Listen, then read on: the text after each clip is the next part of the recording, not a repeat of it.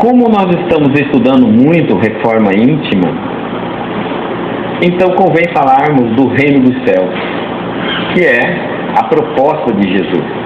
Há uma cobrança muito constante dos benfeitores sobre a reforma íntima, chamando-nos a atenção para que nós não elegemos a doutrina espírita como mais uma das imensas 10.000 religiões do mundo, onde toda a nossa fé está aqui fora, todo conhecimento serve aqui para fora, esse Deus está aqui fora, esse Jesus está aqui fora. Então, a doutrina espírita tem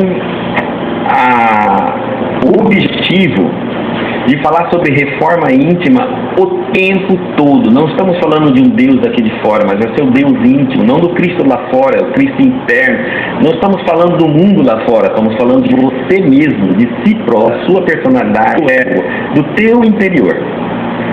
E foi isso que Jesus quis nos dizer.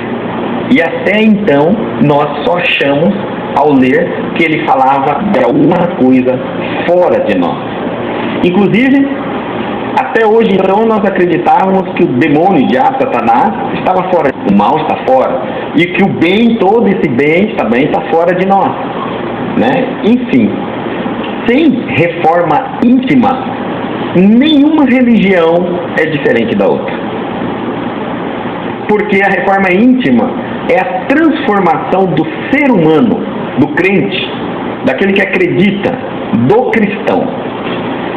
Vamos passar para, daqui a pouco, 1 milhão de religiões no mundo e a humanidade é exatamente a mesma. Os padrões de comportamento, a guerra, a fome, a miséria, as doenças, né, a exploração, a escravidão, não vai mudar. Porque nós ainda não entendemos que o reino dos céus não é aquele que vem, vai chegar. O reino dos céus. Quando perguntaram a Jesus, quando viria o reino dos céus, ele disse, o reino dos céus não vem com aparência exterior. Nem o dirão ele o aqui, ele o ali ou ele acolá. Porque o reino dos céus está dentro de vós. Então, por que quando eu falo do reino de Deus ou reino dos céus, eu olho para cima e não deveria, então, não deveria fechar os olhos para prestar atenção aqui dentro? O Cristo foi claro, né? Então, aonde está o reino de Deus? Dentro de nós. Então, nós vamos falar do reino dos céus, do reino de Deus. Nós vamos iniciar hoje essa palestra, mas ela é composta de várias parábolas. Então não dá como dar hoje somente. Nós vamos fazer vários encontros e cada vez vamos falar de uma parábola. Hoje nós vamos falar da parábola do semeador. Nós vamos seguir o Evangelho como devemos lê-lo. Ler os 4 Evangelhos simultaneamente. Porque a visão de um apóstolo completa a visão do outro. Nunca um contradiz o outro. Simplesmente completa. São visões diferentes. São intuições inspiradas por Deus de maneira diferente de encarar situações. Tá certo? Então nós temos Mateus aqui, o nosso milagreiro, o contador de milagres, aquele que conta milagres, todos os milagres. Nós temos Marcos, temos Lucas, a visão mais científica, aconteceu, não aconteceu, tinha todas as explicações. Naquele dia, nós vamos ver então Mateus capítulo 3, versículo 1 a 9, Marcos capítulo 4, versículo 1 a 9, Lucas versículo 8, capítulo 8, versículo 4 ao 8. Naquele dia, saindo Jesus de casa, sentou-se ao mar, e chegaram-se a ele grandes multidões, de modo que entrou num barco e sentou-se, e o povo todo ficou de pé na praia. E muitas coisas lhe falou em parábola, dizendo. Marcos nos diz essa mesma passagem, ele diz assim: de novo começou Jesus a ensinar à beira do mar. Então não era a primeira vez que isso acontecia. Já tinha várias vezes Jesus se reunia. Esse mar era o lago de Genezaré, na cidade de Cafarnaum, onde Pedro residia. Jesus havia voltado de uma turnê, digamos assim, espiritual, e agora ele vai de encontro à massa de Cafarnaum. A multidão oprimia ele ali mesmo, né, querendo ouvi-lo, então ele pede a Pedro para que fique no barco. Aqui é uma coisa para a gente pensar. Hoje nós estamos falando com um microfone, numa salinha deste tamanho. Jesus falava com uma multidão de pessoas sentado num barco lá para dentro do lago, do mar, e as pessoas ouviam ele na praia. Tentem fazer isso. Sua voz, você pode gritar o quanto você quiser, sua voz não é ouvida. É abafada pelo vento, pelo barulho da água, né, e pelos movimentos das pessoas. No entanto, todo mundo ouviu o que o Cristo falava. Ainda tem mais uma coisa: as diferenças de dialetos na época. Cada um falava um dialeto. E Jesus falava de uma única forma, em hebraico e em grego. E tinha os dois idiomas. Mas ele utilizava muitas vezes o hebraico, ora o grego. Mesmo assim, quando ele optava por hebraico, todos ouviam no seu devido dialeto. Que coisa interessante. Hoje nós temos mais dificuldade para se comunicar 2000 anos depois, com toda a tecnologia que temos, do que ele tinha para falar naquela época. Imaginem só. Ele ensinava à beira do mar e reunia-se a ele a grande multidão, de maneira que entrou num barco e sentou-se nele, no mar, e todo o povo estava na praia. Ensinava-lhes, pois, muitas coisas por parábola, e disse-lhes este seu ensinamento. Lucas diz assim: afluindo grande multidão e vindo ter com ele gente de todas as cidades, disse Jesus esta parábola. Então ele vai iniciar uma parábola, a multidão está ali ouvindo, e essa passagem é depois do Sermão da Montanha. Jesus já havia percebido que o alcance das suas palavras para a inteligência humana da época teria que ser mudado a estratégia.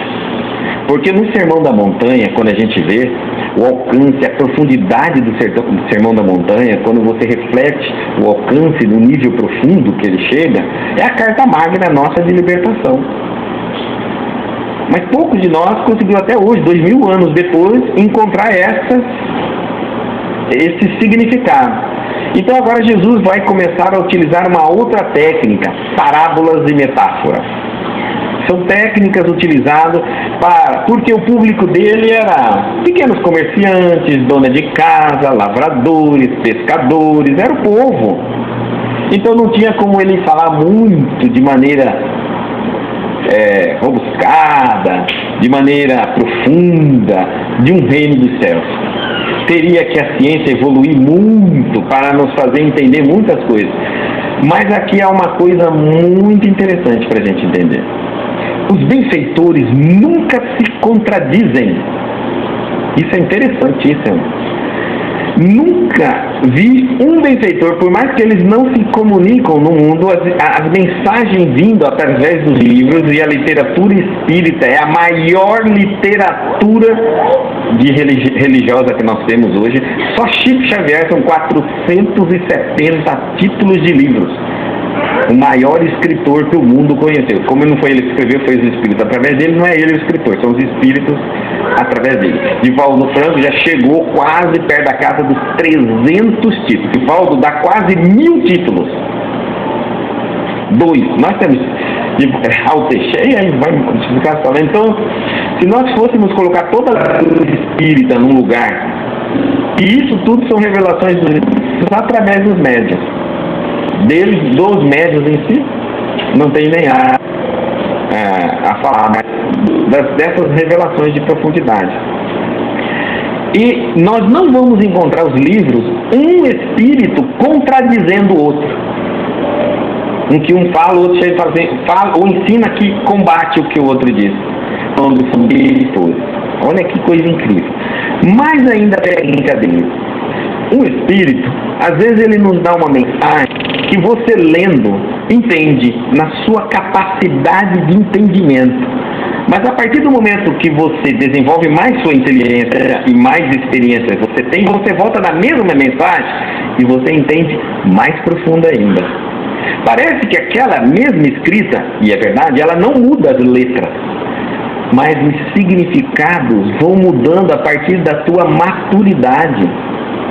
Isso significa que até essa evolução de conhecimento, ela ocorre sem choque. Aquilo que é dito para o mais simples espírito, é dita a mesma coisa para o mais evoluído espírito. No entanto, cada um vai entender conforme o seu grau de evolução, sem haver contradições. Isso, humano algum faz, porque eu desafio. Humano nenhum faz. Quando a gente às vezes vai ensinar alguém numa simplicidade, a gente coloca alguma coisinha, daqui a pouco alguém já fala, mas não é bem assim. Não, deixa, só por agora. Até a gente, no exemplo, se contradiz. O Cristo era perfeito pedagogo. Ele deu as parábolas, as metáforas, de uma maneira que há 2000 anos o povo lia e entendia. Mas 2000 anos depois, nós mudamos, evoluímos, temos física quântica, metafísica. A matéria não é mais matéria, tudo é energia. Nossa visão diante do mundo, pela própria ciência, é bem diferente daquela época. Então, hoje eu posso olhar para os ensinamentos de Jesus e enxergar mais profundo, porque agora eu posso compreender aquilo que não poderia ser dito. Então, ali estava todo mundo com Cristo, e ele vai para o barco de Pedro. O barco é todo esse nosso planeta, que é essa nossa vida, né? E Pedro que guia, que é o dono do barco. Hoje quem é o dono do barco da nossa vida? Emoção. Pedro tem o significado na psicologia transpessoal de emoção. Pedro é emoção. Então quem guia nosso barco agora? Observem que estamos sempre sendo guiados por emoções, né? E aí existem diversas técnicas que acessam as nossas emoções, esvaziam-nos de emoção ou preenchem novas emoções. A indústria cinematográfica sobrevive de emoções, parques de diversões, emoções, um grande comércio do mundo entre sexo, droga, de emoção. Então, Jesus agora vai pegar esse barco, vai sentar lá para ensinar o mundo emotivo. Somos todos nós. Todos nós, sem exceção, que ele vai falar agora, porque estávamos até então sendo guiados por muitas emoções. Ódio, raiva, amor, paixão. Assim que a gente vivia. E aí agora a mensagem dele é falar do reino dos céus. Até então, até antes de Jesus, nós imaginávamos um reino implantado na terra. Imagina os hebreus se o sonho deles não era sair do domínio dos romanos e ter sua própria pátria, ou até mesmo escravizar os romanos, porque diz que o sonho do escravizado é ser um escravizador. É interessante, a gente não aprende, né? Então, Mateus diz assim, continuando, o semeador, e ele vai falar então, eu coloquei, dá de você perceberem que existem duas tonalidades na tela, a parte de cima e a parte de baixo. A parte de cima é quando Jesus vai falar sobre a parábola, e a parte de baixo já é ele voltando após a conversa com os apóstolos, explicando a parábola. Para que ficássemos mais fácil de compreender, então eu coloquei o que ele fala, depois o que ele explica. O que ele fala, o que ele explica. E fizemos um salto ali, ó. Versículo 3, 4, capítulo 19. Nesse interim, houve um encontro, os apóstolos pedem para ele explicar as parábolas. Inclusive, por que fala em parábolas. Tá? Então, o semeador, Mateus diz assim, saiu a semear. E quando semeava, parte da semente caiu à beira do caminho, e vieram as aves e a comeram. vamos tentar entender que isso aqui é uma parábola, então pode haver um exagero ou uma diminuição de alguns personagens e a omissão até de algumas coisas caso seja necessária. É uma técnica utilizada para explicar. Veja que ele vai usar aqui fatos do cotidiano do povo daquela época. Para nós fica um pouco mais difícil porque muitos não conhecem nem o campo. Então quando alguém fala de semente e plantio, ele só imagina, mas ele não conhece. Mas aquele povo conhecia. Falar de pescaria, de plantio, de colheita, sem dúvida, eles conhecem. Hoje antes a parábola da dracma perdida, que era a mulher que limpava a casa em busca da dracma que se perdeu, muitas mulheres hoje já não conhecem mais o lar, já tem a parte profissional, então também ela fica meio perdida naquele contexto. Tá? Mas você vê que na época era o cotidiano do povo. Hoje, se ele viesse fazer parábolas para nós, faria de outras maneiras, com celular, com internet no meio. O reino dos céus é comparado ao WhatsApp. E não sei mais o que. Vamos imaginar que seja assim. Porque são outras rotinas nossas. Então, às vezes a gente fica tentando imaginar aquela época, a história, os fatos, os acontecimentos, e vamos perceber que hoje mudou muitas coisas.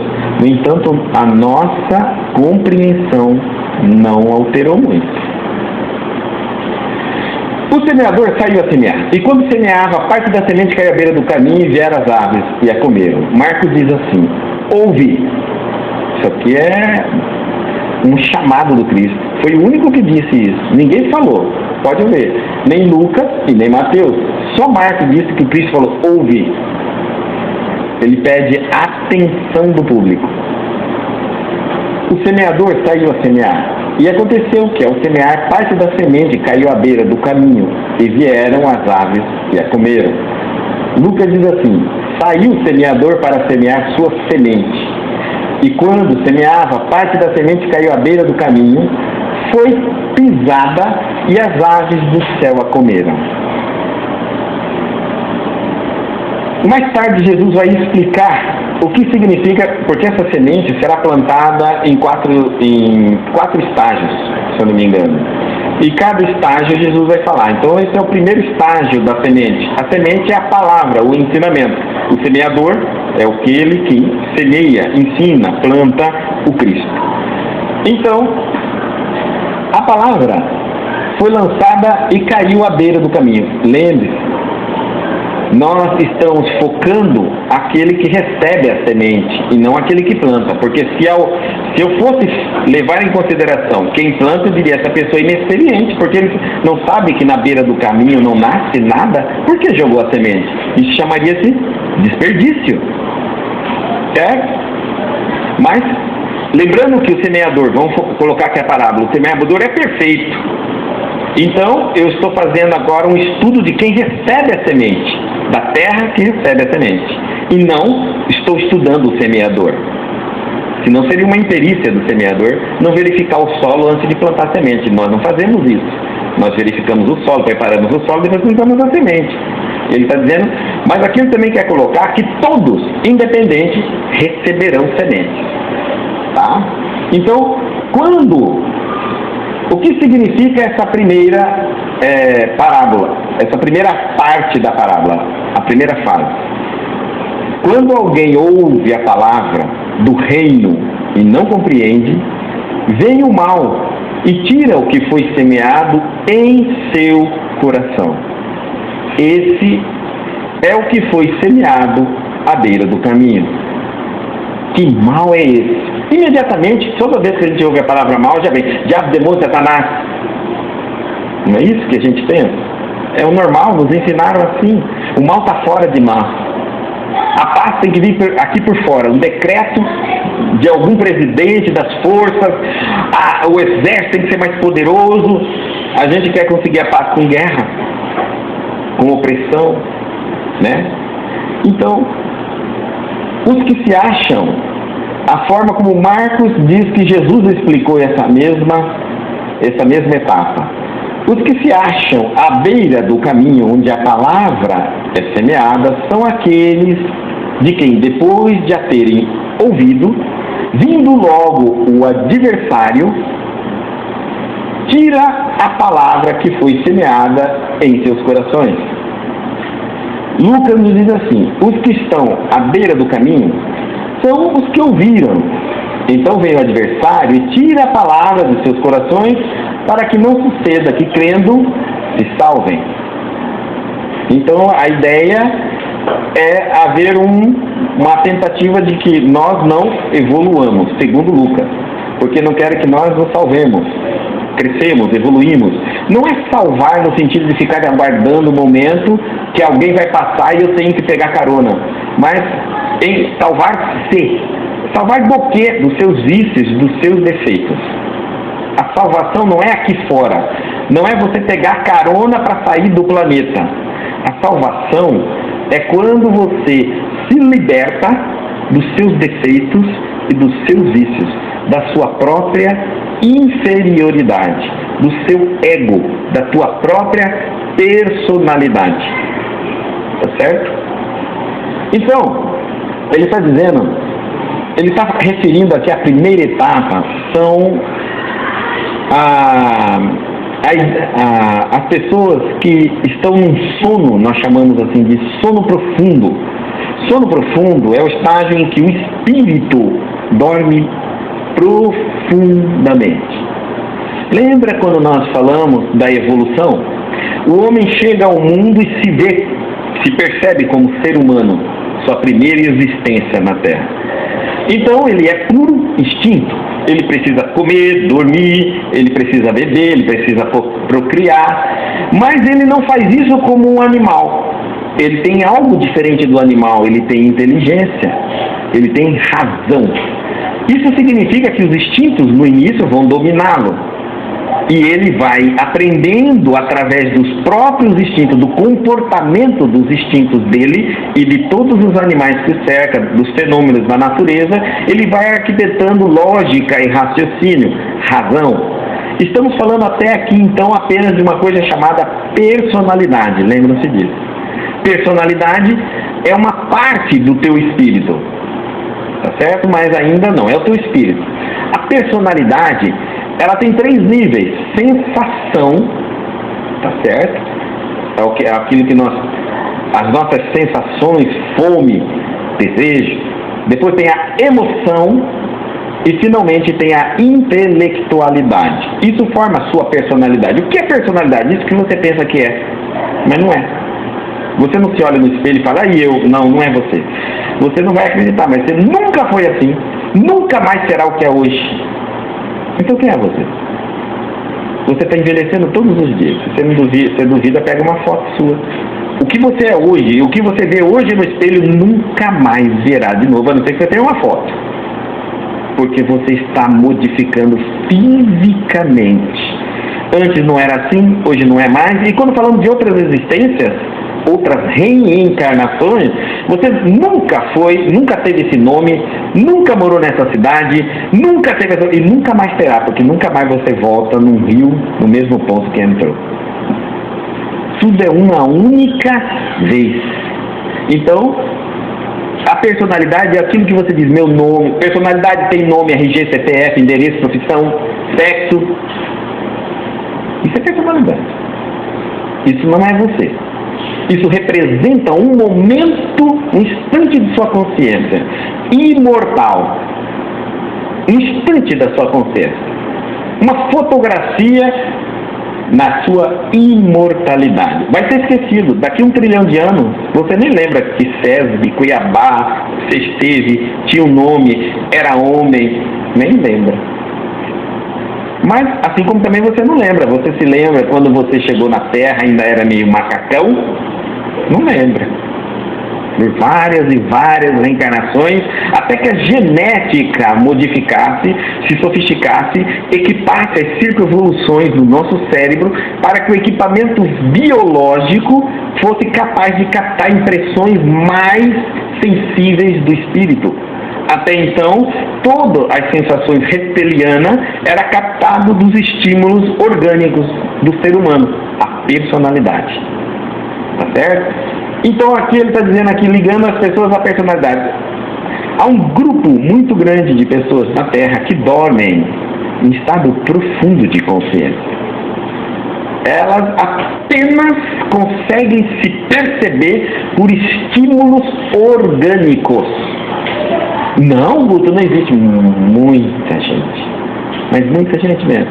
Se você falar de espiritualidade, espírito, mundo após a vida, energia, ela ri. Isso não significa absolutamente nada para ela, e quem acredita é louco e doido, porque ela acredita só nos sentidos do corpo físico dela. Mesmo que exista física quântica, porque muitas coisas hoje a própria física quântica explica, né? Mas mesmo assim, pela física, ela ri. Ainda ri. Tá certo? Então, essas pessoas, quando recebem a palavra, quando elas ouvem a palavra, elas não conseguem, elas não aprofundam, olha, a palavra do reino e não compreendem. Elas não entendem que pode haver essa vida, que existe mais além do que isso, que o mundo real que você não vê e o que você está vendo é uma irrealidade. Inclusive, a luz que chega do sol já saiu de lá faz muito tempo. Você está vendo a luz e a claridade do sol hoje, talvez 100 mil anos depois, um século depois. Isso é possível? Ué, estude para ver. Talvez aquela estrela que você mais admira, ela já desapareceu dali, ó, centenas de anos. O que você vê é a luz dela chegando. Tudo que nós acreditamos como matéria é uma grande ilusão. A própria ciência está mostrando isso. Quando a gente vai estudar o cosmos, nós ficamos surpresos com os acontecimentos. Porque quando você tem que estudar a dimensão maior de espaço, o que nós acreditávamos que presente é o que está acontecendo agora, fomos enganados. Presente é o que pode ser dimensionado em um tempo. Sabe o que nós podemos chamar de presente? 10 anos. 10 anos é presente. Não, Guto, é relativo. Aí que eu estou dizendo. Tempo é relatividade. É óbvio. Depende do teu grau de importância e naquilo que você presta atenção. Mas eu posso garantir a você que nesse exato momento está acontecendo muitas coisas e você não está captando nem 10% do que está acontecendo agora.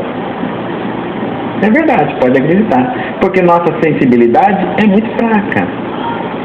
Ainda somos muito evoluídos. E aí, nós ouvimos. São os que ouvem, mas não entendem. Então vem o mal, que mal? Demônio, diabo, Satanás, esquecem. Antes fosse, e se eles existissem, era fácil. Era só saber onde ele estava e correr para a direção oposta. Estávamos livres do mal. Senhor, livrai-nos do mal. Prenda Satanás. Pronto. O duro que o mal maior é aquele que dorme com você, acorda com você, vive com você. É você mesmo, sua personalidade, seu personalismo, seu egocentrismo.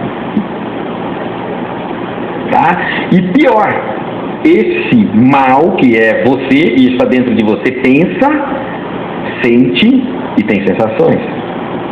Vixe, agora é que complicou. Parece com você, não parece?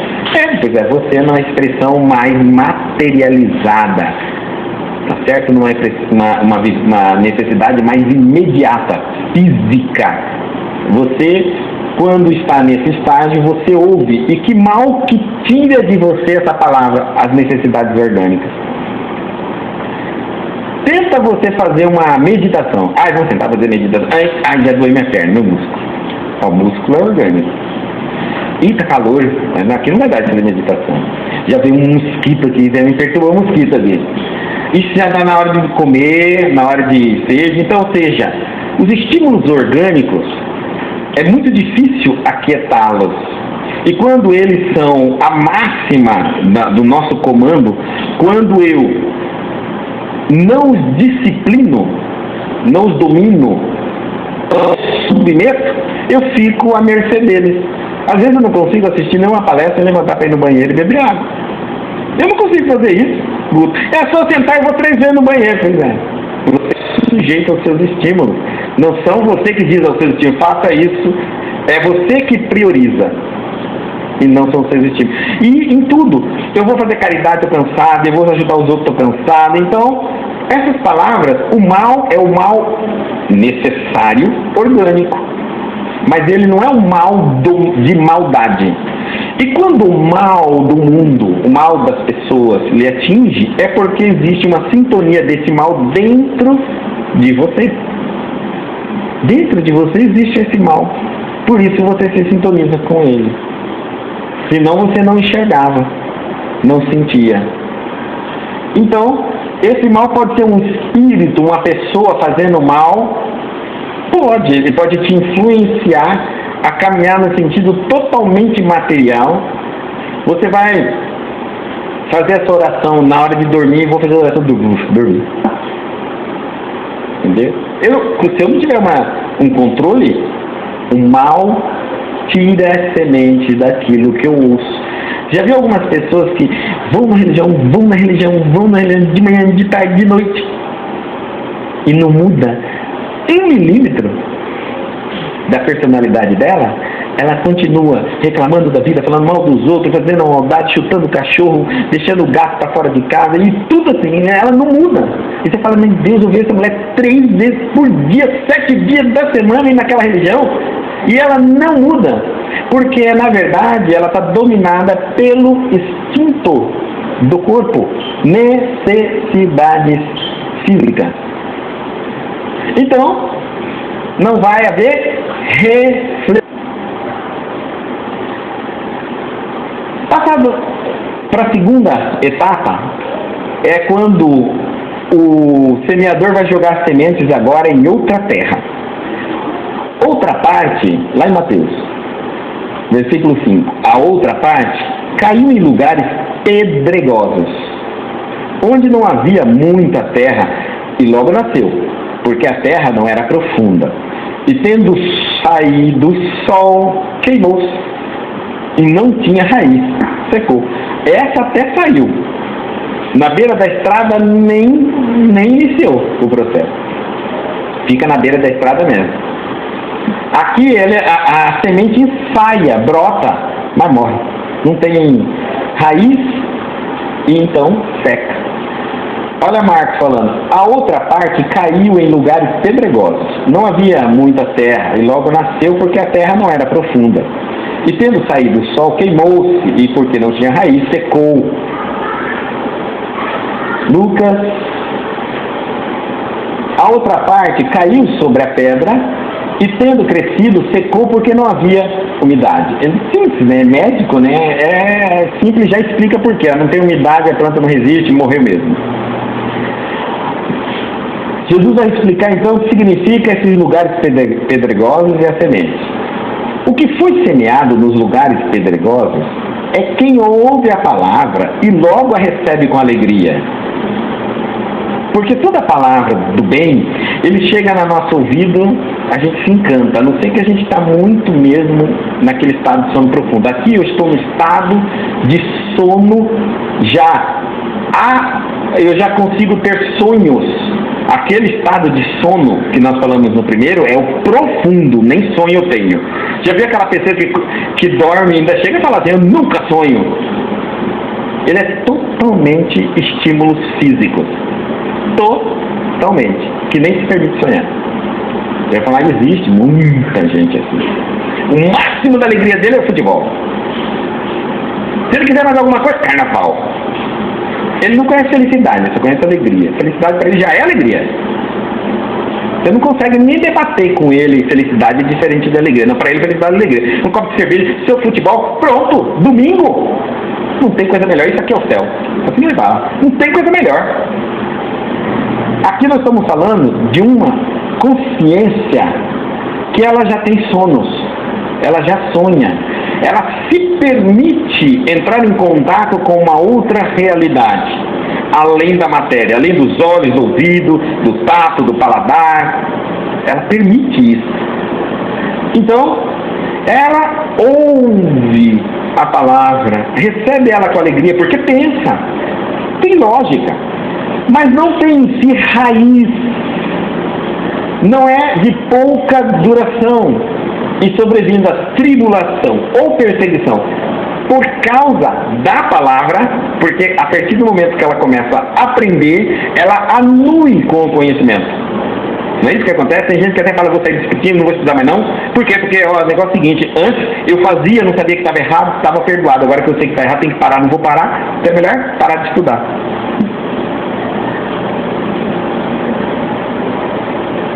Eu já ouvi isso. Você vai falar, não existe uma coisa. Eu ouvi isso. Largou do espiritismo porque não queria mais saber o que é certo ou errado, porque não estava preparado para evoluir, era melhor errar na ignorância porque estava perdoado. Só que a gente esquece que existem dois métodos divinos para a gente aprender. Um é por livre e espontânea vontade, vai e estuda. Outro é pela dor e pelo sofrimento. Porque esse agulhão chamado dor e sofrimento, isso faz você andar, quer você queira ou não. E na tentativa de se libertar da dor e do sofrimento, você acaba aprendendo também. Porque para Deus não existe o mal. Tudo é o método. E sobrevindo a tribulação, então por causa, ela escandaliza. Igualmente, ele vai dizer Marcos, igualmente os semeados em lugares pedregosos são os que, ouvindo a palavra, imediatamente a recebem com alegria. E não tem raiz em si. Dura um pouco tempo, depois sobrevindo tribulação, perseguição da palavra, logo se escandalizam, tropeçam, caem. Os que estão sobre a pedra, Lucas, são os que tudo ouvem, recebem a palavra com alegria. Esses não têm raiz e creem por algum tempo, mas na hora da aprovação voltam atrás. É outra faixa.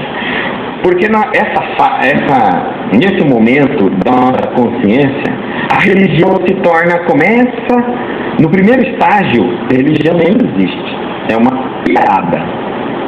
Tá certo? É para um método de dominar a massa. No segundo estágio, eu já começo a entender que a religião tem uma certa finalidade, sim, na minha vida. Mas eu não tenho raiz. Então, eu acho que ao adentrar na religião, todos os meus problemas serão solucionados. É a segunda fase. Eu estou agora no campo astral. Né? Então, são pessoas que têm ele já sonha, ele dorme e sonha. Ele tem contato com a realidade, com o mundo espiritual. Mas agora ele acredita em algumas coisas, falando de algumas coisas espirituais. Ele acredita em fantasma, assombração. Mas não acredita ainda em espíritos. Ele acredita que um irmão dele vê o pai dele que morreu. Mas se alguém vê o pai do outro, não existe. Espírito não existe. Mas sua irmã viu o seu pai. Mas é meu pai. Você já viu aquelas ortodoxia, aquelas contradições gigantes que a gente tem? Há religiões, há pessoas da década de uma religião que não acreditam na vida espiritual. Até o dia que morre alguém da família dele, aí ele vai falar pro outro, sonhei que fulano falou isso. Mas que isso? Fulano morreu? Não sei o que aconteceu. Eu vi Beltrano. Mas fulano morreu. É interessante. Porque é uma coisa, a verdade, ela não importa com a sua crença. A verdade é o que é. Deus não consulta o homem para fazer as coisas como ele crê. Deus faz. E o homem é que tem que procurar entender. Então, é natural que algumas coisas, mesmo eu não acreditando em espírito, não acreditando em reencarnação, isso não deixa de acontecer, porque a verdade ela é. Se eu não acredito na gravidade, eu flutuo. Gravidade é uma questão de crença, é ciência. Você vai ficar grudado na terra, se jogar uma pedra e ficar na direção dela, ela cai na sua cabeça, quer você queira ou não. Assim também é a verdade. Porque isso é a verdade. Então ele está dizendo assim, sobrevindo à tribulação, a pessoa entra na religião e começa então a fazer algumas coisas, e aí, por estar mais preparado para resgatar-se dos seus defeitos, dos seus vícios, então vem os testes naturais de todo mundo. Ora, pensa, eu bebia cerveja todos os dias e achava que aquilo era necessário. Inclusive, eu tenho uma teoria que álcool é importante no organismo por causa disso e daquilo. De repente eu percebi que o álcool me tira um pouco a lucidez, o controle do meu corpo. E eu não quero ficar nem um segundo sem a liberdade de escolher. E eu percebi também que a minha ligação com o álcool é porque me traz alegria. E eu assim, percebi que eu não preciso do álcool para ser alegre, nem para ser triste, nem para ser bravo, nem para ser inteligente. Então eu, com o conhecimento, percebi que eu posso ser eu mesmo, independente do álcool, da droga, do cigarro. Eu posso. O conhecimento me fez isso. Agora então eu vou fazer o teste. Eu não vou beber. Aí vem o problema. Porque eu gosto demais de beber. Então quando eu vou... chega aquele domingo, meu Deus do céu, chega um calor, e um DF redondo, e não mais não sei o que, e aquela propaganda na televisão, e eu começo a suar. E aí não tem raiz. Não tem raiz. Entendeu? Então nesse sentido, vai, não, só um pouquinho. Também não virei santo, Jesus, não sou de fé, não evoluí. A teoria nossa, a personalidade é terrível, né? Ela bombardeia a gente, assim, o ego, né? Vai, você merece, você é filho de Deus, trabalha o dia inteiro, você é tão bom, você nunca roubou, nunca matou, nunca enganou ninguém, pronto, você é um anjo, bebe, rapaz! Aí você, puf, bebe. E tudo na vida, tenta escapar de algum erro que você comete por hábito. E através do momento que você estuda, ali diz que aquilo que você faz todo dia está errado. Ah, mas aquilo é a coisa mais difícil que tem. É parar de fazer. Entendeu? Então, eu ouço, eu fico alegre.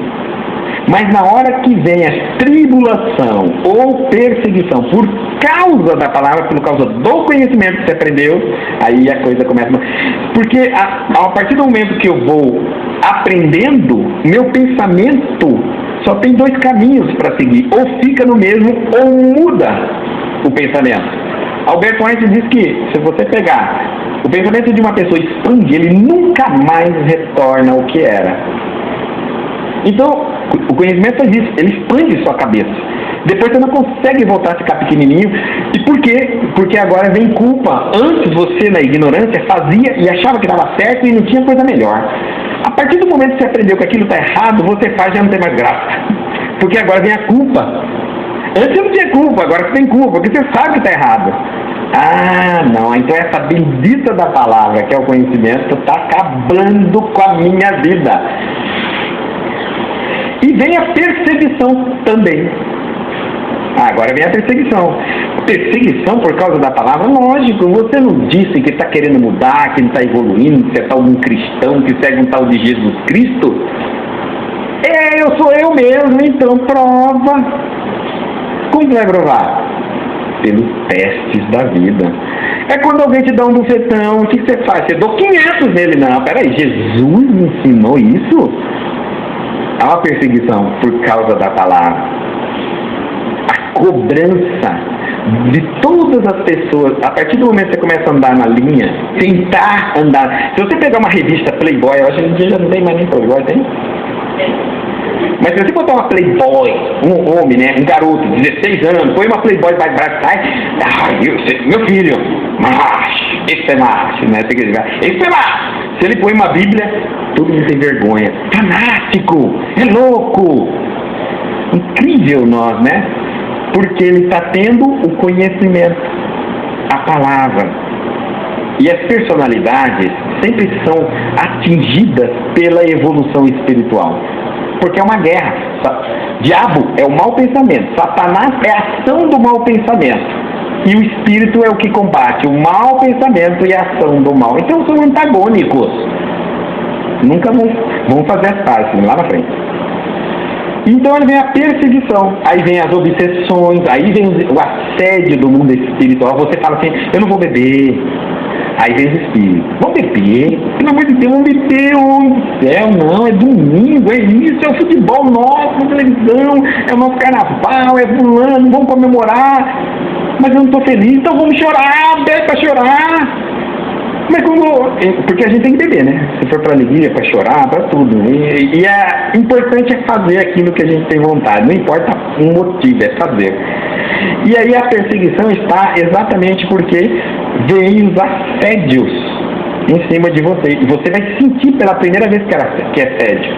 Antes você fazia e nem percebia a sua inclinação, o assédio, a luta. Você se entregava, aquilo era normal. Então agora você vai sentir que, meu Deus, pela primeira vez eu disse não quero, e foi a primeira vez que eu senti que existe uma força dentro de mim que diz, vai fazer. Eu nunca tinha encontrado com essa força dentro de mim. Parecia que eu era livre, eu imaginava que eu era livre. Eu sempre imaginei que eu faço o que eu quero na minha vida. De repente eu percebi que eu não é livre. Nenhum de nós é livre, até que se liberte da personalidade. Todos nós somos escravos da personalidade nossa. Tente, se você quer chegar e quer fazer um teste, faça algo que você realmente queira espiritual. E você vai ver como é difícil fazer. Porque sua personalidade não vai aceitar até que você a eduque e a submeta a seu serviço. Até lá, e só faz isso com disciplina. Tá certo? Então, você pensa que é livre porque você faz tudo que sua personalidade quer. Por isso que você fala, eu sou livre, eu faço o que eu quero, não faz não. Você é escravo dos seus hábitos. E tem todos os níveis. Estou falando de hábitos para a nível mais profundo, vício. E principal deles, vício nos defeitos. No nível psicológico, somos todos escravos. Você, o espírito puxa a corrente para o lado de cá, a personalidade puxa a corrente para o lado de lá. E é assim que fica. Você vai viver a vida material, o espírito fala, mas eu sou espiritual, né? Eu vou rezar, não, vamos curtir. Eu vou estudar, não, vamos experimentar. Não é isso? Eu quero amar, não, vale a paixão. E assim a gente vai ficar lutando, não tem como. Ah, nosso diabo, nosso Satanás. O anticristo está dentro de todos nós. Aí o espírito que é o Cristo e a matéria que é o anticontrário do Cristo. O anticristo, a matéria.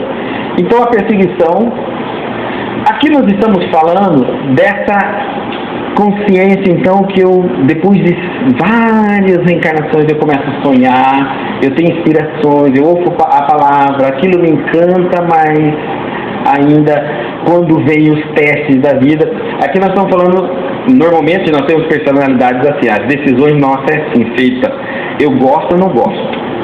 Assim que eu decido as coisas na minha vida. Personalidade é assim que decide. Pergunta para a sua personalidade, eu vou por este ou por esse caminho? Ela diz assim, você gosta ou não gosta? Tem prazer ou não tem? É bom ou não é? Assim que ela fala para você. O espírito não faz essa conversa com você. O espírito fala assim, você precisa ir aqui. Mas eu não quero, vai ser horrível, mas vai evoluir. A personalidade não vai ser bom, faz isso aqui é gostoso. Aqui é gostoso, tem prazer, é bom, é fácil. Personalidade é assim. A gente é guiado pela facilidade. Quando eu dou um comando, quando eu ouço o meu espírito, às vezes eu vou pelos caminhos mais difíceis, porque é o que provoca a evolução. Então, quando eu estou nessa faixa, eu entro na religião, aí então começou aquele gosto, não gosto, prazer, simpatia, antipatia, bem-humorado, mal-humorado. Qualquer coisinha que acontece dentro dessas relações me afeta. Porque agora já não gosto mais. Eu fui num lugar, aí eu gostava daquele lugar, porque eu gostava, eu era simpatizar com fulano, mas aí depois eu antipatizei. Aí não gosto mais, aí mudo. Aí eu vou para outro lugar, que era bom, aí não ficou bom, aí mudei também. Aí eu vou para outro lugar, o outro lugar era legal, aí não é mais legal. Já viu? É que eu estou tendo esses ensaios. Eu não consigo ainda entender que a principal função e objetivo de eu ir à religião não é negociar coisas materiais com Deus.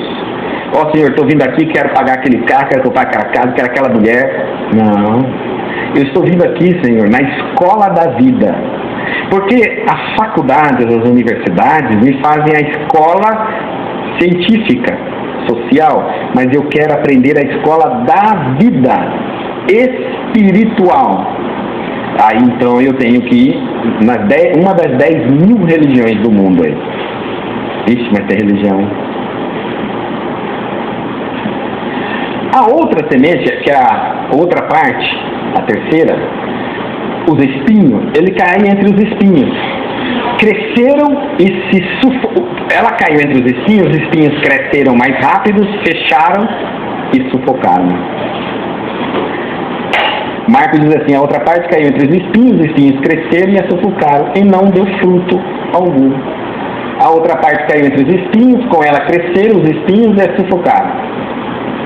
Aqui a semente brotou, não era o problema da terra, mas era o problema do que estava na terra com a semente, plantada ao lado dela. Então eram os espinhos. Se vamos imaginar aqui que não tivesse o espinho, então ela ia embora. Porque a única coisa que a matou foi que os espinhos cresceram e a sufocaram. Olha o que Jesus fala sobre isso. O que foi semeado entre espinhos é quem ouve a palavra, mas as preocupações desta vida e a ilusão das riquezas abafam a palavra e ela se torna infrutífera.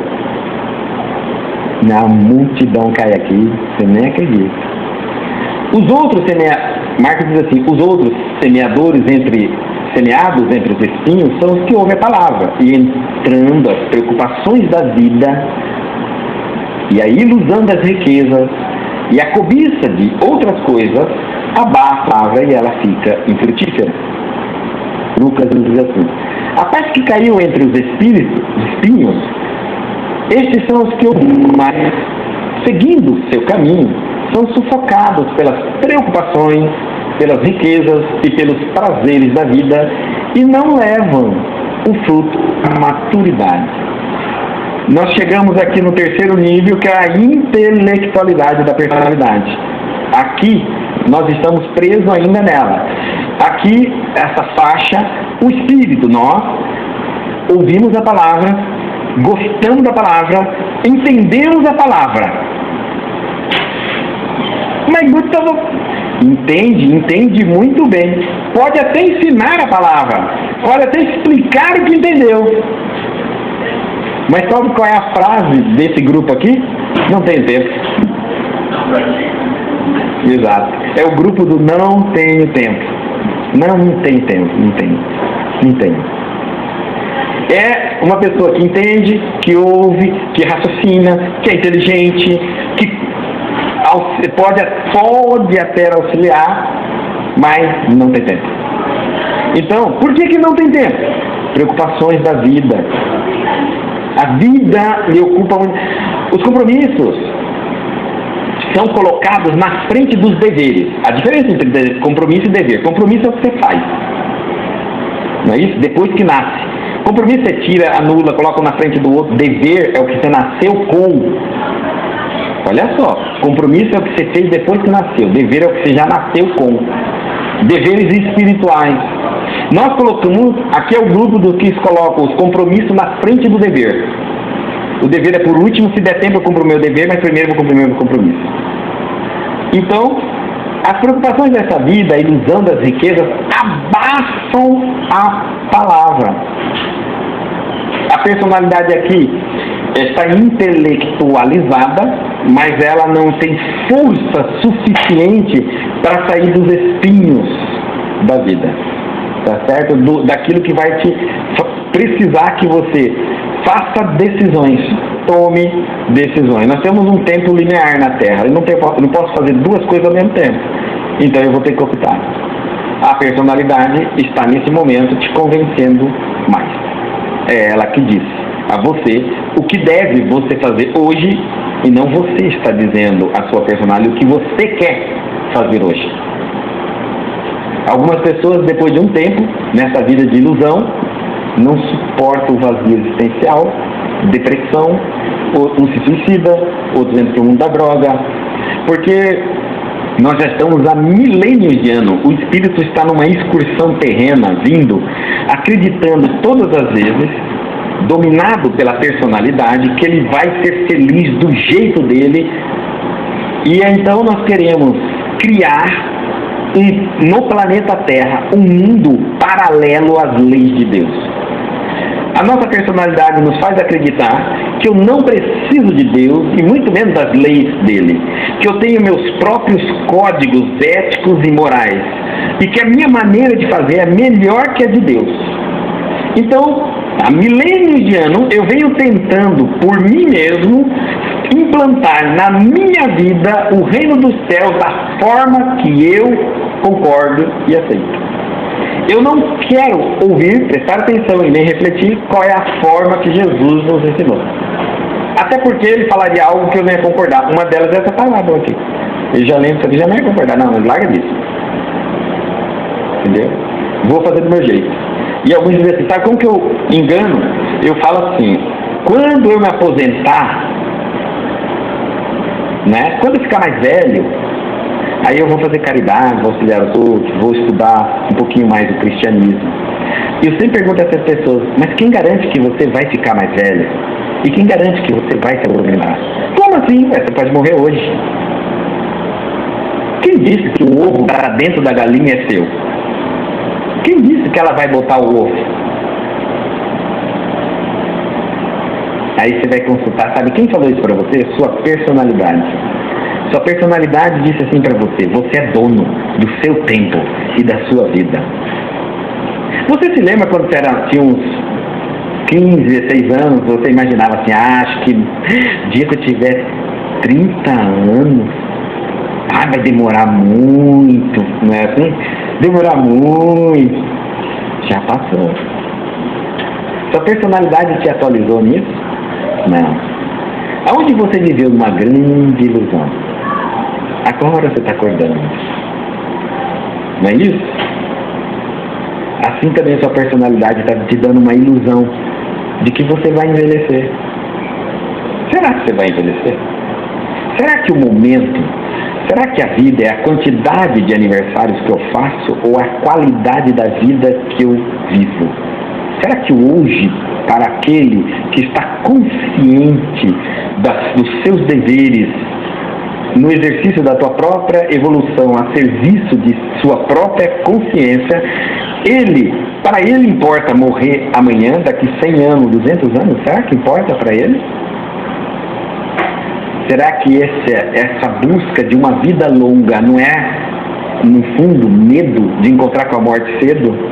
Porque todos acreditam que a morte é o encontro de você consigo próprio, a sua própria consciência.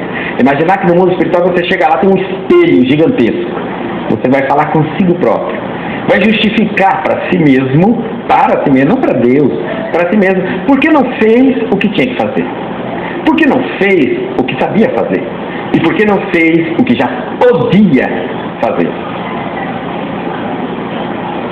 Isso é doído dentro de nós. Isso é doído. Porque não tem coisas que nos justificam, a não ser essa terceira passagem aqui. Essa terceira etapa da semente. Eu ouvi tudo, mas não tinha tempo. E aí, gente, a maioria dessa passagem, dessa etapa, a pessoa morre com o conhecimento. São aquelas pessoas que têm muito conhecimento, que estudam, que aprendem, que têm uma facilidade intelectual incrível, memorizam muita coisa, mas não dão frutos. Morre com ele. Eu conheço aí pessoas incríveis que eu diria assim, puxa, podia dar uma palestra para nós, né? Com todo esse conhecimento que você tem. Aí a pessoa morre. Nunca ensinou nem os filhos, nem a esposa. A personalidade escravizou ele de uma maneira que ele a falava só para ele ouvir. E se auto-envaidecia. Aí é muito triste, né? E caiu outra na boa terra. Aqui é a quarta semente. Nós não vamos entrar na classificação dessa quarta, que tem 3 classificações aqui. E caiu a outra na boa terra, havendo grãos que rendiam, olha lá, 100, aqui é uma classificação, outros 60, outros 30 por 1. Nós sabemos que uma semente hoje, quem cuida do campo aí, sabe, máximo 20 por 1, a semente melhor que nós temos. Jesus já exagera aqui. Ele já começa em 100, 60 e 30. Naquela época chegava-se no máximo 10 por 1. No máximo, hoje 20 por 1. E naquela já estava exagerado. E ele diz assim, quem tem ouvidos, ouça. Ouça, não escuta. Quem tem ouvido, ouça. Escutar é diferente de ouvir. Escutar é quando o seu tímpano funciona. Você está escutando a minha voz. Mas será que você está ouvindo o que eu estou dizendo? É uma grande diferença. Mas outras caíram na boa terra, brotando, cresceram e deram fruto, e o grão produzia 30 ou 60 e outros 100. E disse: quem tem ouvidos para ouvir, ouça. Não escute, ouça. E a outra caiu na boa terra, e tendo crescido, deu fruto, 100 por um. Ele já fala de só um, né? Dizendo isso, gritou, dizendo, né? Quem tem ouvidos para ouvir, ouça. Aqui, Lucas diz que Jesus grita. Quem tem ouvido para ouvir, ouça. Ou seja, após vocês escutarem, reflitam, meditam, questionem, duvidem, pesquisem, estudem. E depois que você não tiver argumentos na sua inteligência, assessorado da sua experiência, seja humilde e admita como a verdade momentânea da sua existência, porque lá na frente você pode aprender algo melhor que isso, então abandone isso e fica com alguma coisa melhor. Porque tudo evolui no universo, até o conhecimento evolui no universo. Não podemos parar. E caiu na boa terra, agora Jesus vai explicar. E aqui caiu na boa terra, esses são os que, tendo ouvido a palavra com coração bom e perfeito, e retém e dão fruto com perseverança. Naqueles itens, o fruto que eles dão é 100, 60 e 30. Isso já são aquela faixa das pessoas que já despertaram. Nós chamaríamos os avatares: Buda, Pitágoras, Krishna, Zoroastro, Jesus, os grandes avatares que desceram sobre a Terra, Maomé, e que nos deram essa visão, que todos eles estão falando a mesma coisa. Observe, os espíritos evoluídos não falam, não se contradizem. E eles falam, a base é a mesma coisa. A mesma. Quando estamos falando de reforma íntima, não estamos falando de Siddhartha Nagautama, Buda, da interiorização, da busca do Logos. Estamos falando da reforma íntima, do autocontrole, do autodomínio. Mas isso nós somos cristãos, não somos budistas. Mas é tudo a mesma coisa. Mudamos a maneira. Jesus foi o maior de todos, pelo exemplo e tudo mais. Mas, no fundo, todas as raízes do cristianismo estão esparçadas pela humanidade inteira, em várias épocas. Quando vamos ler Jesus, pouca coisa é nova. Muitas coisas já foram ditas milênios de anos antes da vinda dele. Muitas coisas. E ele se apropria de muitas delas, mostrando para nós que o conhecimento, a verdade, não pode estar com base numa única pessoa, porque isso não é ponto de vista. Verdade não é aquilo que só uma pessoa fala. Isso é ponto de vista. Verdade é quando pessoas em localidades diferentes do mundo, em épocas diferentes, que nunca se viram, nunca se encontraram, falam a mesma coisa. Isso é verdade. Por isso é muito importante, quando a gente ouve as mensagens dos Espíritos, é verificar se ela está consoante à falange dos Espíritos verdade, que são vários e várias entidades: Pitágoras, Zoroastro, Aristóteles, Fenelon, Buda. Ali estão esses pensamentos da humanidade, se eles estão apoiando este pensamento. Se ele estiver Jesus, e se ele estiver apoiando, isso é uma verdade. Se não, é um espírito achando que ele quer que ele tenha que achar, fique em vontade. Cada um acha aquilo que queira. Mas não é uma verdade. E essa verdade ultrapassa os limites da nossa crença. Não é porque você não crê, aquilo modifica. Porque se é verdade, é ciência também. É uma questão de que isso há de ser descoberto pela ciência em algum tempo. Mas também é filosofia. Porque é graças à filosofia nós temos a esperança do amanhã. E também é religião. Porque tem que ter base. E todas as leis que Deus criou no universo, ele tem que ter como finalidade assessorar a evolução moral de todos os espíritos.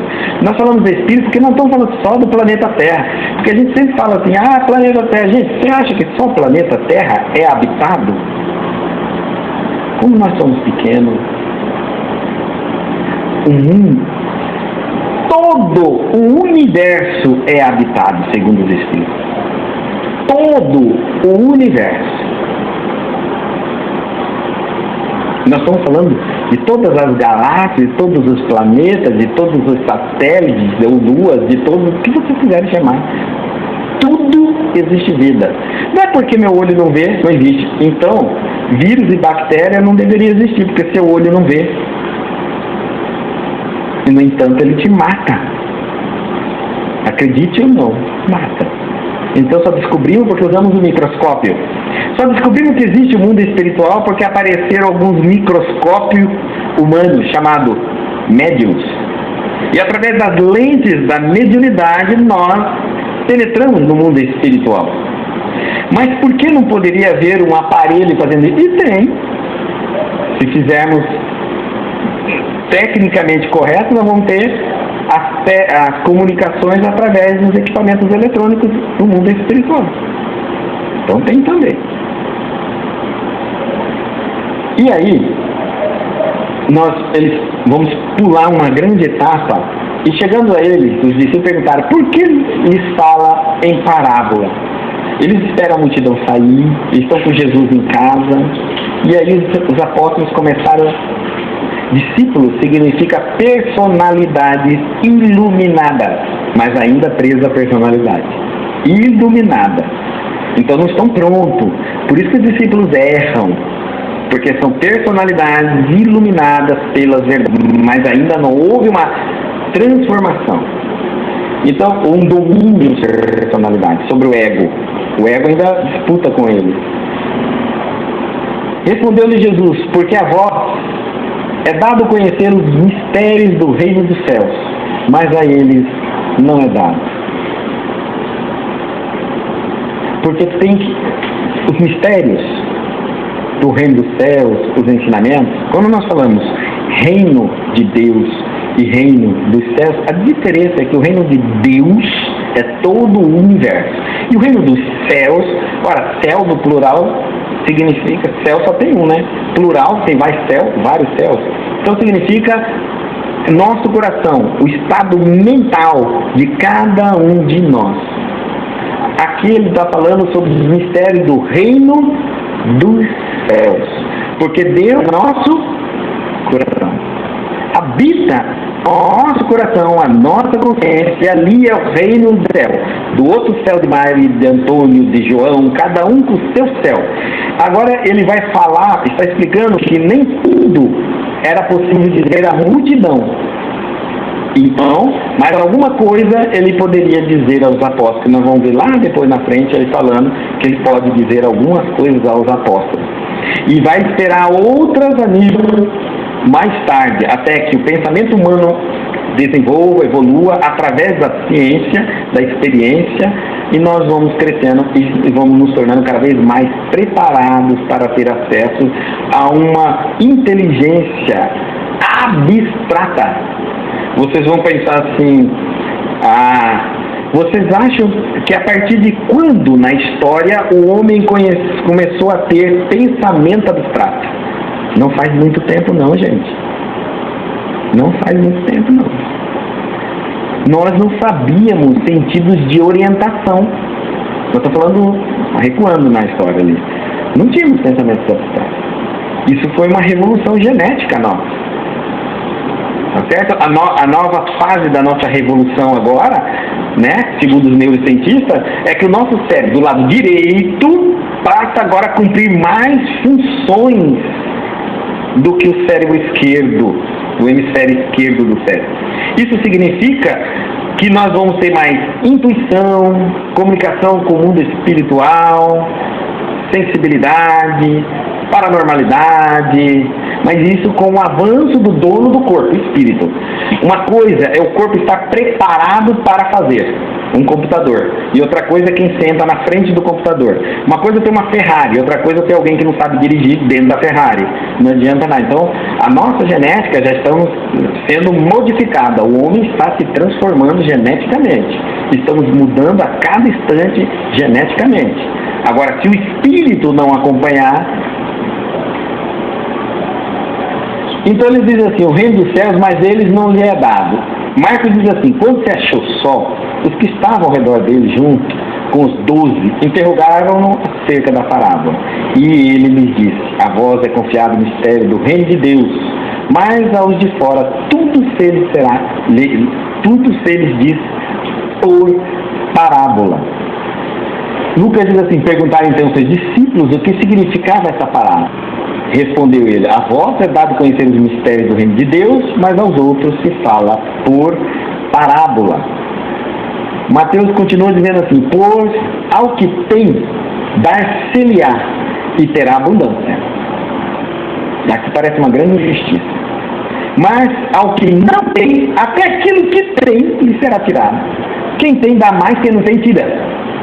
Não é injusto? Eu não teria que dar quem não tem e tirar um pouco de quem tem? Mas ele está tratando bem quem tem e prejudicando mais quem não tem. Parece uma contradição. Mas ele está falando do quê? Da sabedoria, do conhecimento do reino, dos mistérios do reino dos céus. Aquele que tem o mistério, que é buscado através da sabedoria, esses então serão dados cada vez mais. Mas aquele que não tem, mesmo se aprofundando em milhares de livros para assabarcar aquilo na sua consciência, esse lhe será tirado. Até o que ele aprende. Porque nós não vamos nos apoderar do reino do céu como nós acreditamos, com a nossa personalidade fala. A gente estuda e não se transforma.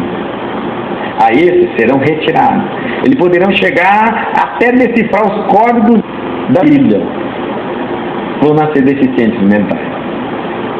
Ele será retirado.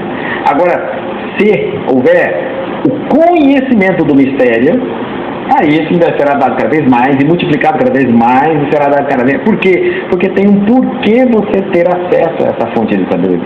Às vezes a gente vê as pessoas buscando fenômenos.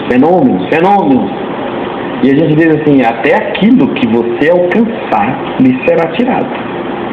Então cuidado com essa busca por poderes, por magia, feitiçaria, né? Com um monte de coisa que a gente está em busca. O que adianta isso? Se não houver o domínio mínimo do reino dos céus, que está dentro de mim. Mas muito desse céu que eu não estou entendendo dentro de mim. O céu... o reino não é um lugar onde existe, a gente imagina, um senhor comandando servos, que existem leis e critérios. Não é isso que a gente pensa? É isso mesmo que está dentro de você. O senhor, o rei, é a sua consciência, que deveria estar devidamente atrelada à do Cristo. Então, a vontade do Cristo e a sua tem que ser uma, porque o Cristo e o Pai são um só. E você e Deus serão um só. Cuidando do seu reinado interior, você tem alguns critérios e leis. Aquilo que você atribuiu como verdade, mentira, necessidade e não necessário na sua vida. São seus critérios. Para você saber como está o seu reinado, como anda a sua maior e mais importante empresa do mundo, chamada sua própria vida, e se ela não anda bem, é porque você é um péssimo administrador da sua vida, porque Deus te abençoa nos seus sonhos, nos seus critérios, nas suas vontades, e mesmo assim você não acredita em si próprio. Mas como você vai saber se as coisas andam bem? Depende do que você elegeu como prioridade nesta vida. Para você, é ali você vê. Se aquelas coisas que você elegeu na sua vida estão compatíveis com o conhecimento cristão ou os ensinamentos de Jesus, muito bem, você está gerindo o seu reinado consoante os ensinamentos de Deus que veio através do Cristo. Mas se não, se de repente no meio das suas necessidades, prioridades, você descobre que tem um item ali que não é aquilo que Jesus diria a você para seguir, você vai ter que resolver. Porque você é dono do seu reino. E é só você que pode dizer, não quero, quero. Agora, tome cuidado nesse reinado interno. Se você não está mascarando o mal dentro de você, porque aí Barrabás, né? A matéria, o mundo material, vai tentar provocar uma revolução para a crucificação do Cristo, que deveria ser o seu mestre, a guiar-vos num reino dos céus íntimos, da tua alma, do teu espírito. E de repente, quando você menos assustar, já estão crucificando Cristo e libertando Barrabás. Porque a todo momento você é convocado a servir a Deus ou a Mamon. É você quem decide. Você é livre, absolutamente livre para decidir. Mas se é escravo da sua personalidade a ponto de dizer, eu sei que isso é certo, mas não consigo fazer, isso é submissão, escravidão, falta de liberdade. Quando você fala não consigo, já disse, você não é livre. Não é livre. Então, nós somos hebreus. Calma, não é na nacionalidade hebreia. Nós somos espíritos escravos. Transitamos nas terras do mundo sempre na escravidão da nossa personalidade. Herodes sempre esteve no controle de você. As festas mundanas, lembra dos bacanais, das festas de bacanais, não é isso? Então, a luxúria, o poder, a fama, quantos de nós ainda vislumbra, confundindo fama com sucesso? Sucesso é uma realização íntima e pessoal, fama é o que os outros falam de você. Tem muitos bem-sucedidos sem fama, e tem muita gente famosa sem. Então, depende daquilo que você escolheu. E aí ele diz assim, vai ser tirado, porque isso lhes fala em parábola, porque eles vendo não veem, ouvindo não ouvem, nem entendem. Agora parece uma crueldade de Jesus. Parece que Jesus está falando que ele vai continuar falando em parábola para que aqueles que ouçam não ouvem e tudo não percebem. Ele vai continuar fazendo isso aí. Parece uma crueldade, mas ele vai explicar. E nele se cumpre a profecia de Isaías, que diz, ouvindo ouvireis, e de maneira alguma entendereis, e vendo vereis, e de maneira alguma percebereis. E ele diz, eu vou continuar fazendo, eu vou confundir os orgulhosos. As personalidades passarão a vista sobre as minhas palavras e não vão compreender o sentido espiritual delas. Somente aqueles que descem a personalidade começam a penetrar além da letra que mata para um espírito que vivifica. Porque Deus é espírito. E aí então nós vamos vamos modificando a maneira de entender os ensinamentos de Jesus. Ele não era senhor pedagogo, professor, médico de corpos, e sim de espíritos. Nós sonhamos por um milagre para sarar de uma doença num corpo que vai ter outra e vai morrer. Você vai morrer, quer você queira ou não, você vai morrer. Sarar de doenças não te torna imortal. Sarar de doença é habilitar seu corpo para uma outra. A doença não deveria nos atingir. Todos os grandes homens que vieram sobre a Terra lutaram sobre a doença. Chico Xavier tinha pneumonia dupla, tinha glaucoma, paralisia de um dos rins, problemas cardíacos, pressão alta, labirintite e a serviço do próximo.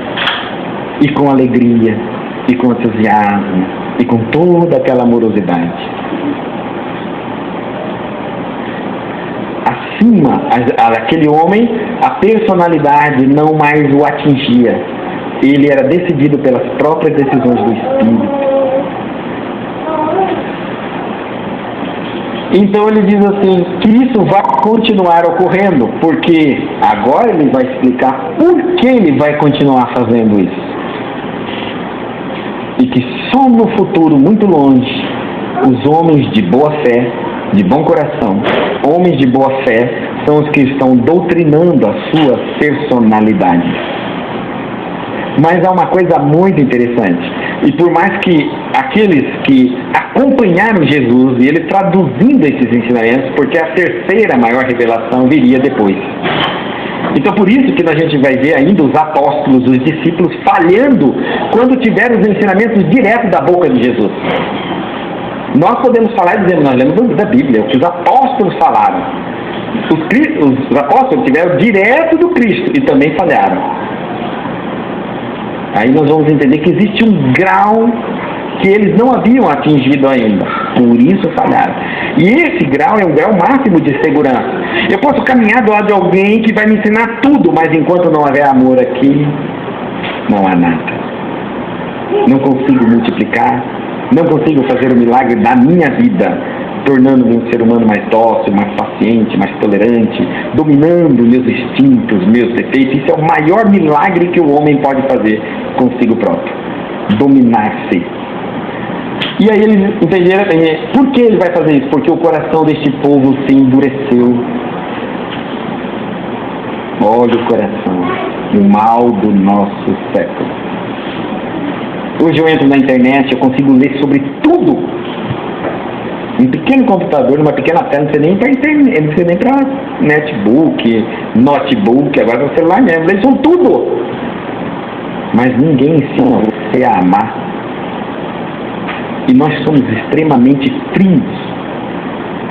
Devoramos livros, ensinamos, proferimos palestra, mas não sentimos nada, como um saco vazio. E ele diz, isso começa desde lá. Há 2000 anos a humanidade está se esfriando. Eu tenho 1000 pessoas no meu WhatsApp, no meu Facebook, mas não conheço ninguém. Todas as minhas fotos, eu sorrio, sou alegre, sou feliz. Por que fazemos assim? Porque no fundo não somos.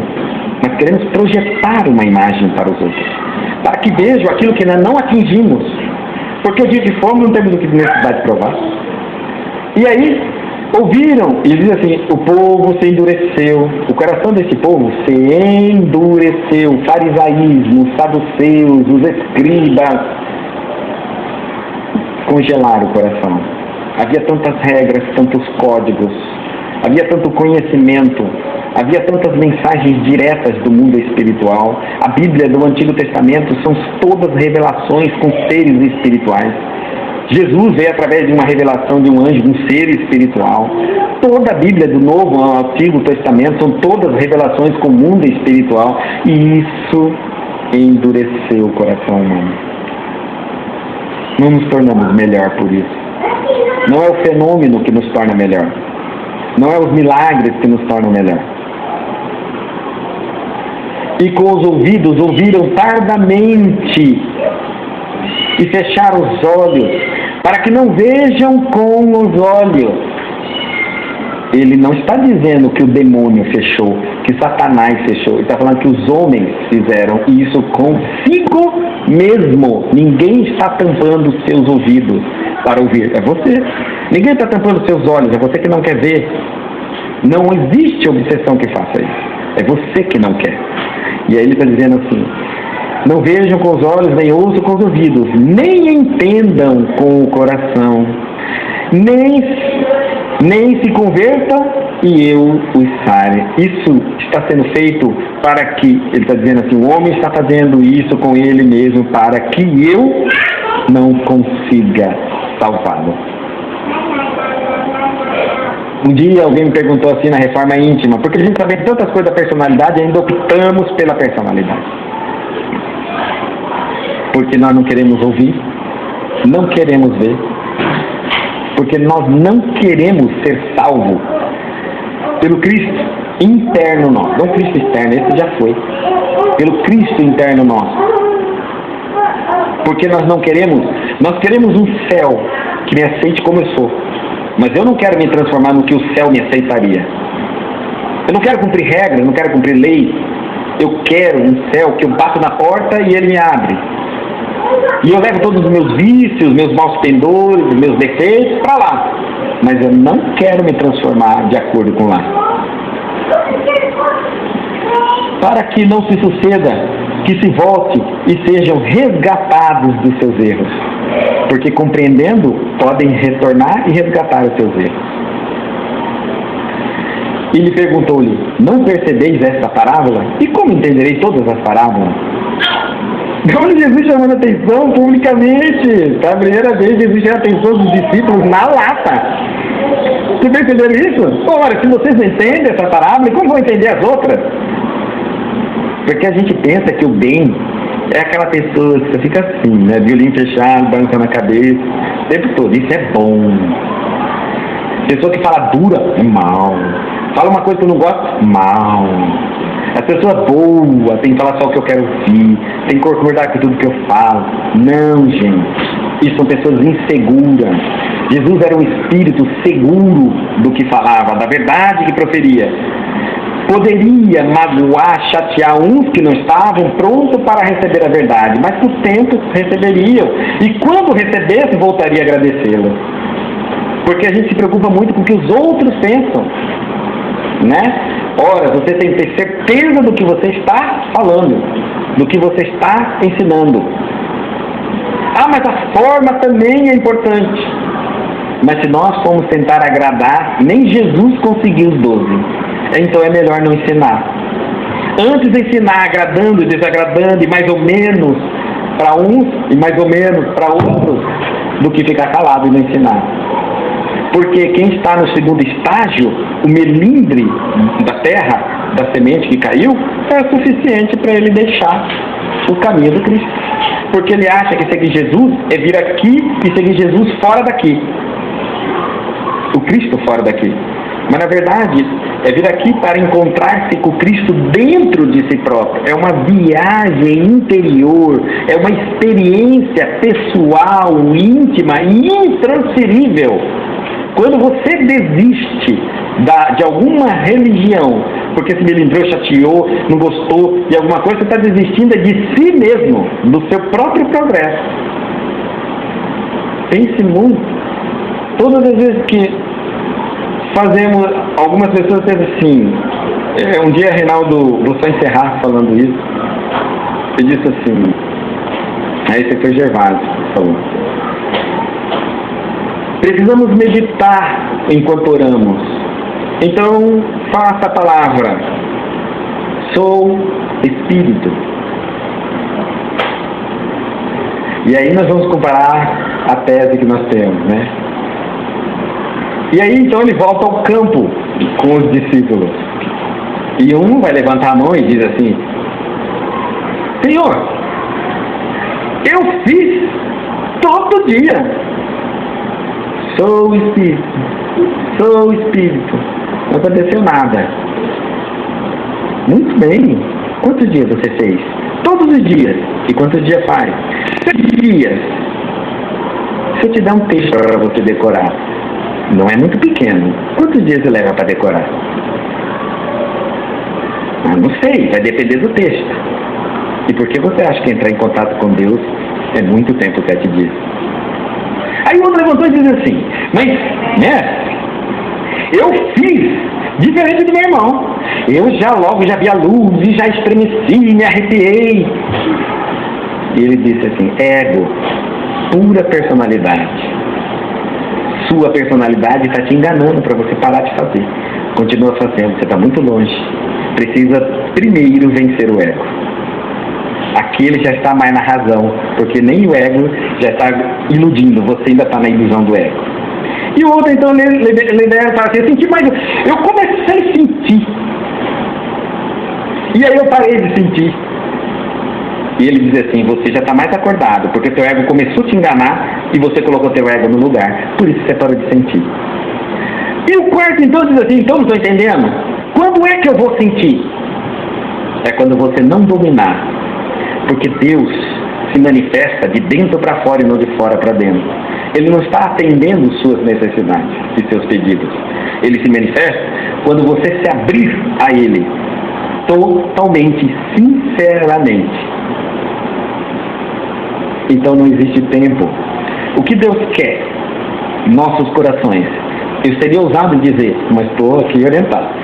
Posso dizer, afirmando para vocês assim, que Deus não tem uma coisa. Você fala: isso não existe! Isso não existe! Deus tem tudo! Deus pode tudo! Deus criou tudo! Tem uma coisa que Deus não tem: o seu coração. Deus trabalha até hoje. Deus não pode tomar o coração humano. Ele quer livre. Você tem que chegar de todo o amor, com toda a liberdade e doá-lo. Mas ele não tem se você não fizer isso. Porque ele não pode convencê-lo a dar o seu coração. Não pode. Quebraria a lei. Vamos fazer a nossa oração então de encerramento? Feche os olhos no sentido de desligar do mundo. Aqui fora, muitos sons. Tente não ouvir os apelos da sua personalidade. Ela lhe transmite ansiedade, necessidades fúteis. Tenta lhe dominar pelos desejos, pelas vontades. Relaxe.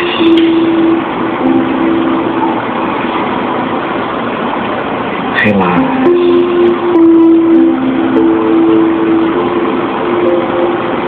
Pai Altíssimo,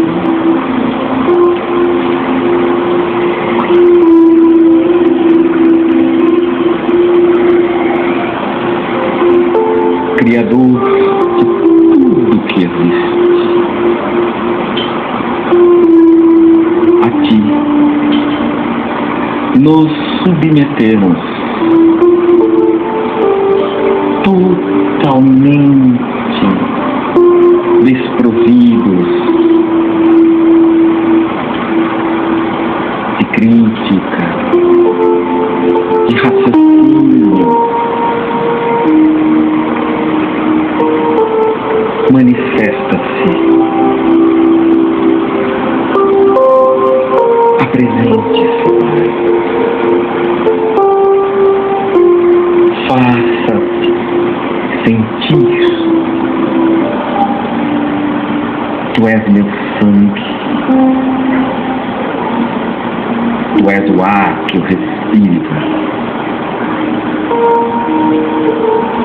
Tu és o pensamento que luta.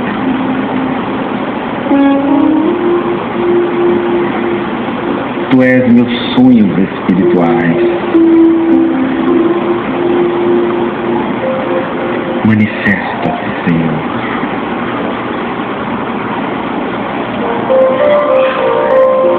Quando eu vejo o sol, eu penso em Ti pintando o sol. Quando eu vejo um irmão, eu vejo Tu manifestando-se fisicamente. Tu estás na relva, na luz, no ar, no som, em todo o universo. Está nesta sala, está no meu coração. Deus,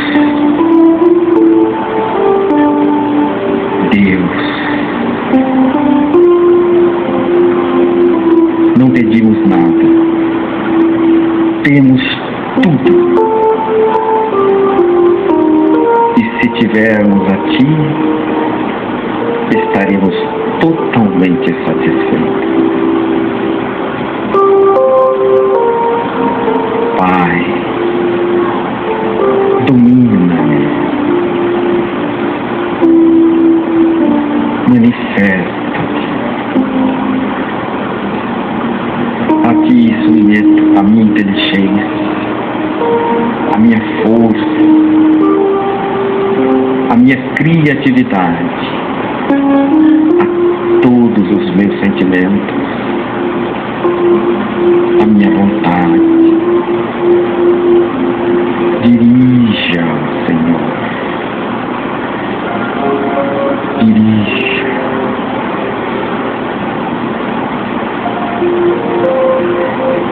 Alguns podem sentir a energia gelada que é prana. Assimila. como flocos de neve, flutuam, caem na pele dos seus, no cabelo, em todo o corpo, e se dissolve, atraída pelas necessidades intracelulares e pelo corpo etéreo.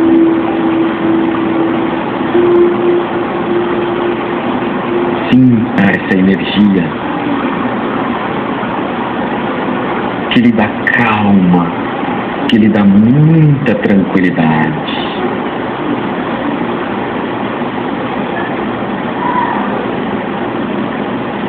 E agora o fluido que sai das pontas dos dedos das mãos dos passistas. Essa energia, ela ronda todos vocês e envolve o corpo,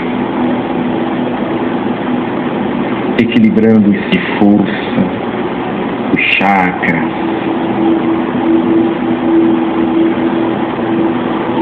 verdadeiros tratamentos espirituais podem ser realizados neste instante.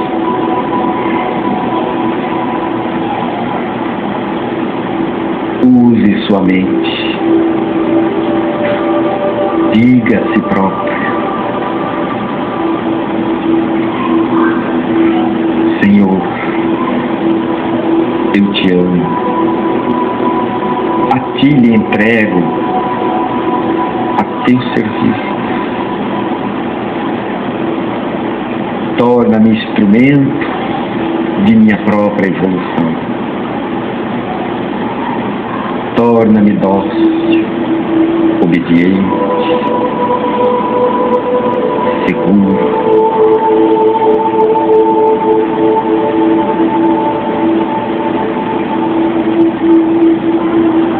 Nesta semana que há de se iniciar, inclusive o final desta, eu pensarei em ti todos os instantes. Como a agulha de uma bússola aponta o norte. O mundo da terra me chamará para as minhas obrigações, mas meu pensamento estará apontado em ti, dentro de mim. Eu me ordeno a seguir em paz, a viver a felicidade, a optar pelos sonhos espirituais, a aprender, a me libertar, a superar os meus vícios.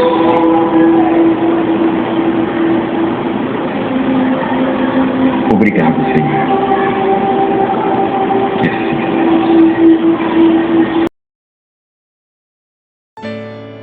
Caminhando com Cristo, aprendendo as lições, precisamos estudar, nossas mentes renovar, ceareiros do bem, trabalhemos com amor, estendendo a amizade, amparando nosso irmão. Ó Mestre do amor, ilumina nossas mentes, plantando as sementes em nossos corações. Ó Mestre do amor, ilumina nossa estrada, é tão longa a caminhada, mas teremos que chegar. Caminhando com Jesus, renovando a esperança, aprendendo a cada dia como faz uma criança.